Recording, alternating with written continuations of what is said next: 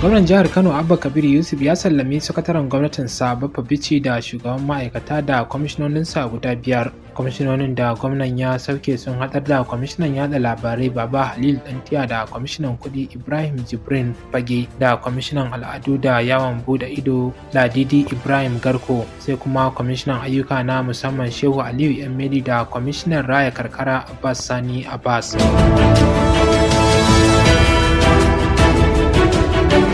To nan kuma a ranar Talata 17 ga watan Disamba ne shugaban ƙasa Bola Ahmed Tinubu zai gabatar da kasafin kuɗin Najeriya na shekarar 2025 a gaban 'yan majalisar dattawa da wakilai. Shugaban majalisar dattawa Sanata Godswin Akpabio ne ya sanar da hakan a zauren majalisar a ranar Alhamis kamar yadda rahotanni suka nuna. Akpabio ya ce za a gudanar da zaman sauraron gabatar da kasafin ne a zauren